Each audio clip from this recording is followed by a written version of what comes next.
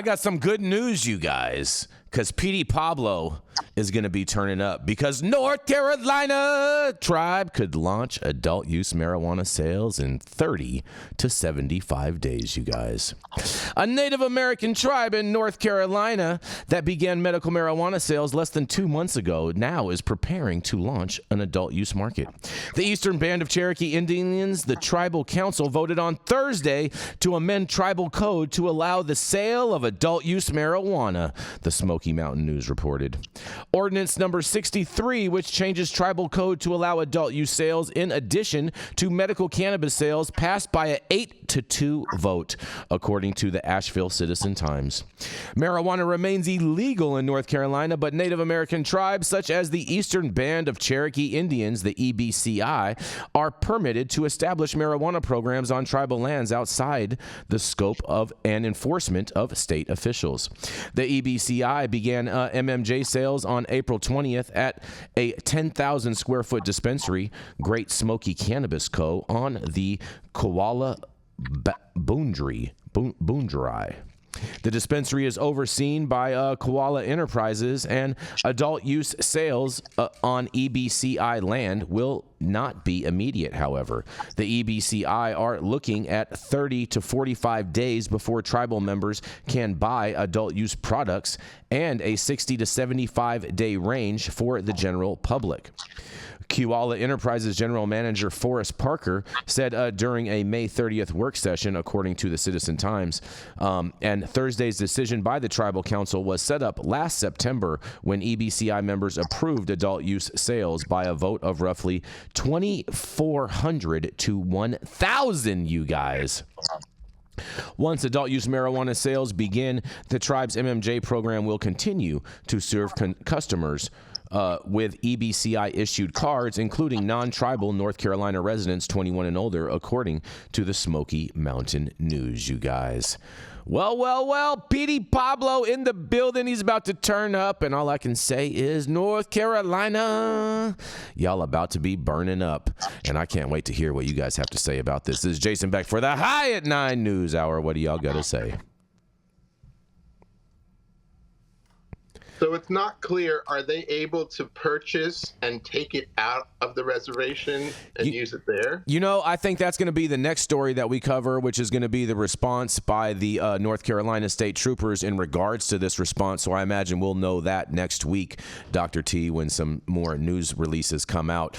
But I can't imagine that North Carolina State Highway Patrol or the state troopers or whatnot not signaling some type of pushback in regards to this.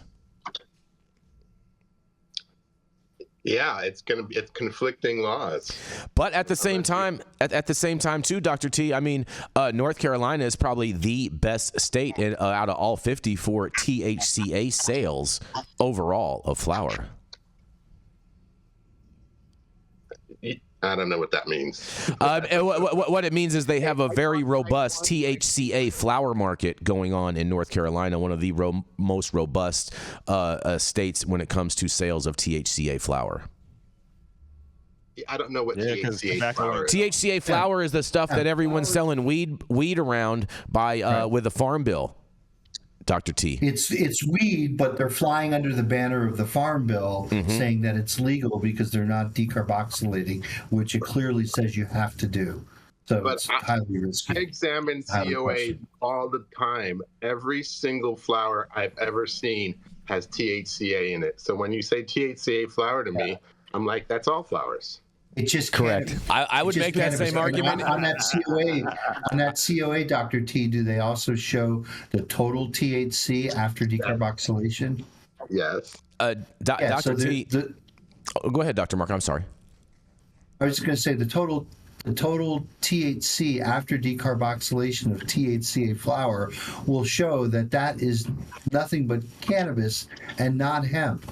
They're just trying to exploit that so-called loophole, which isn't a loophole at all, because if you read the regulations, they tell you have to decarboxylate.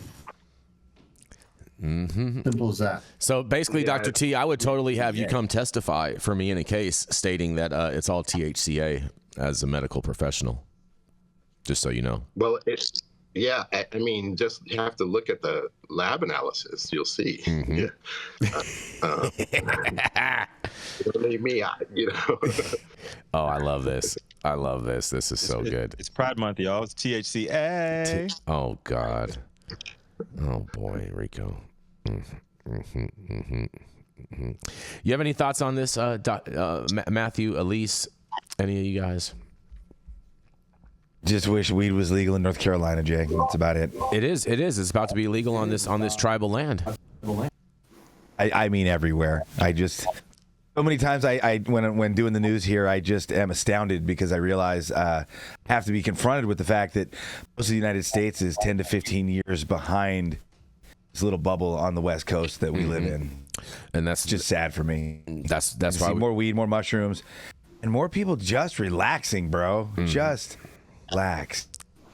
Yeah, those Republicans down there are super mad. They're big mad because tobacco ain't making no money no more. Oh, word. Oh, there's a lot of them that are making money off hemp. They couldn't get a jump on. They couldn't get a jump on the market, and they mad because Native Americans want to do their thing on their land. Let's talk about that, Jason. I don't necessarily agree with that analysis, but okay, you're entitled to your opinion. Okay, I knew you wouldn't agree with it, but Who says tobacco companies aren't making money? Exactly. Yep. That part. Let's just start with that part. They're relying on the filthy habit of cigarette smokers to fill their billion-dollar coffers so they could still spend millions keeping cannabis good and illegal. And Matthew St. Germain, to your last statement, I guess all you really would ultimately have to say is weed for the people then, right? I want weed for all the people. Yes, sir. Weed for all the people. Let the tribes do what they want too. We've done enough to Yes, them. ma'am. I totally agree with that. Yeah. I mean, I don't understand if they're already doing medical sales, why they can't just jump into the adult use sales. I don't understand what type of infrastructure they need to get going in order to start these sales and start collecting money for their tribe. But I think they should get on it a little bit faster.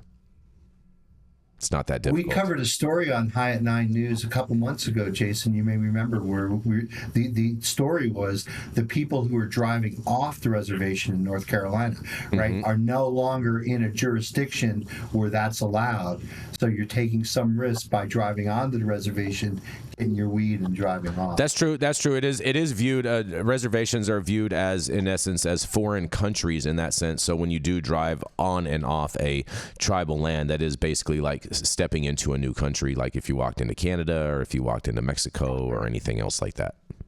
It's a sovereign country, right? They're sovereign land. Yes. Yep.